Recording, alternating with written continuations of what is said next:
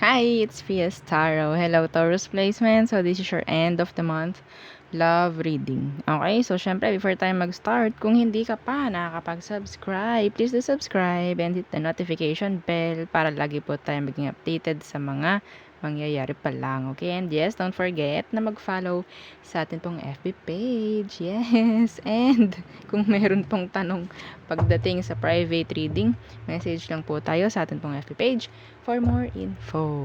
Okay, that is Fias Tarot. Okay, so yeah.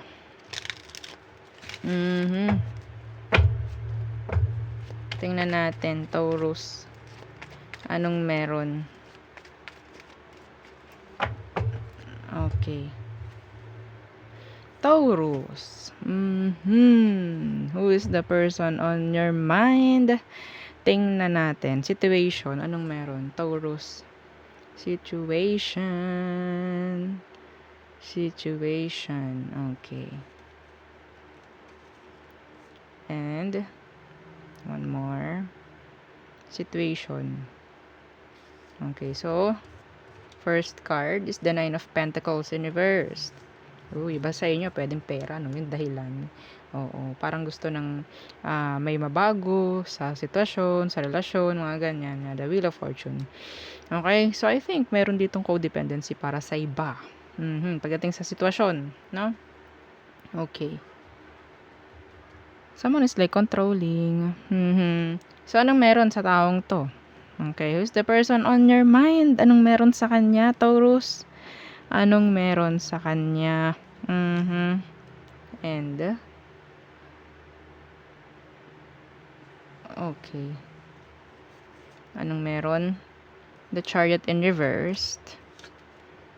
Yeah, the King of Wands. So, yun nga, pwedeng, some of them, pwedeng sabihin natin maganda, gwapo, mga ganyan. May tsura nga, ano ba tsura? Okay. Pero itong taong to, this is a controller. Pwedeng fire sign, Aries, Leo, Sagittarius.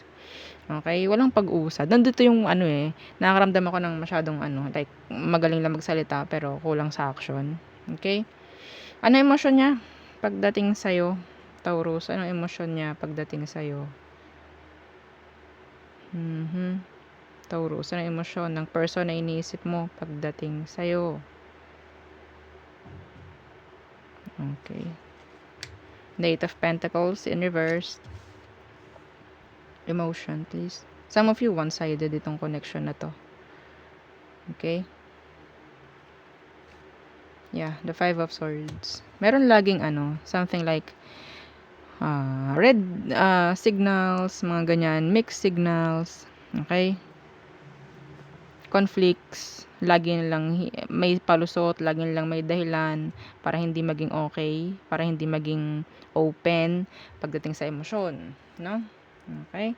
Well, iba naman talaga dito kahit na ganyan. Nakikita ko parang okay, gusto pa rin kasi nga maganda, gwapo, yan, ganyan. Anong emosyon mo? Taurus. Anong emosyon mo sa kanya? The Three of Swords. Okay, so nasaktan ka. Sinasaktan ka ba? Some of you physically. Oo. Okay, Three of Swords. Strength in reverse. Parang wala kang magawa sa sitwasyon. Some of you, pwedeng gusto mo na rin totally na parang i-end na lang. Pero yun nga parang hinahadlangan ito ng physical looks. Okay? So, tingnan natin. Yeah, parang wala kang magawa sa sitwasyon nyo ngayon. Yes. Okay? Ano bang meron? Next action ng taong ito pagdating sa'yo. Next action. The Ten of Wands. Talagang bigyan ka ng suliranin. Okay? Bibigyan at bibigyan ka pa rin ng suliranin. ng burdens. Okay? Why the Ten of Wands?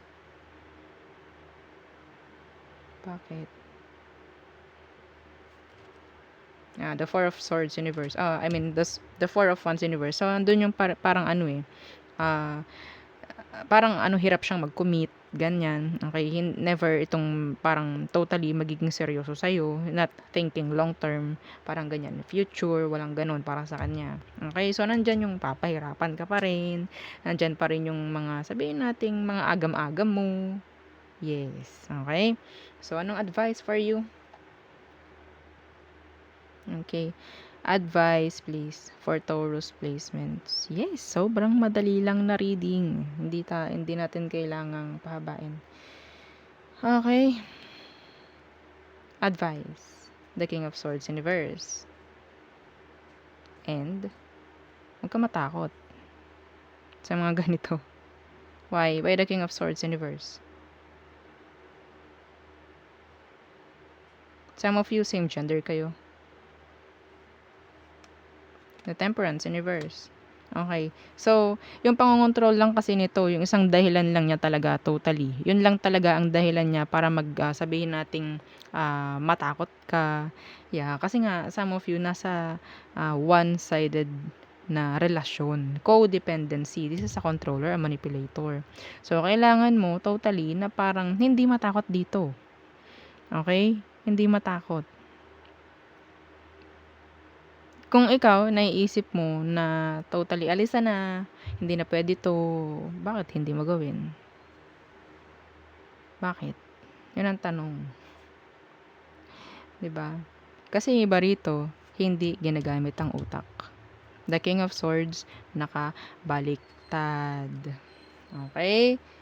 So, nandito si Three of Swords. Ano yung Three of Swords? That is pain. Why? Why pain? Saan nanggagaling yung pain? Sa emosyon. Sa puso. Okay? So, tayo tumungo na. Para mag-end to. Oh, totally. Gamitin mo na yung utak. Yeah. Walang patutunguhan to. No, control ka. Kung may nagpapakontrol, anong ibig sabihin? May mga control. Okay? Kung may matatakot, may nagpapatakot, no? So, tayo tumungo na sa all signs. Aries through Pisces. Okay, anong meron? Aries. For Taurus placements, Aries please. Aries. Okay. They're like stalking, wanting to talk. May mga gusto siyang sabihin. Taurus.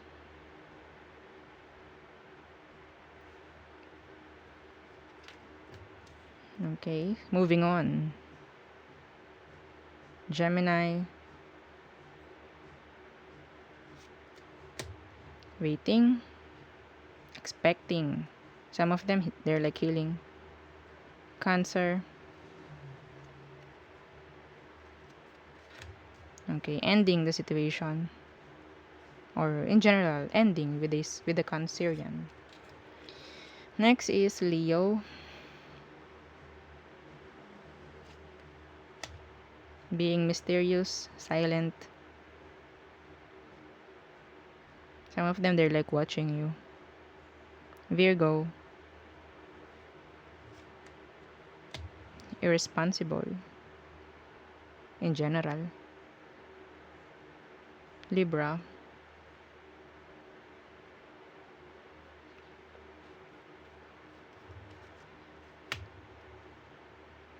Unclear. Okay? Unsure. May mga lies. May mga tinatago.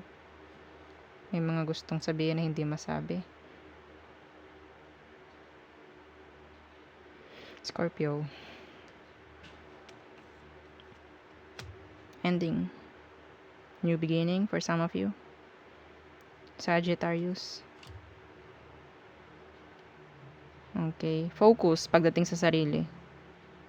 Capricorns.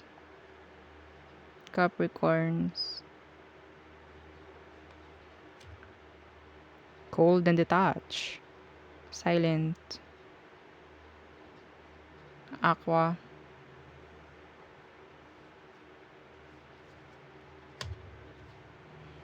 Ending. Some of you, unexpected. Na kung ano pwedeng mangyari with this Aquarius. Pisces. Avoiding you.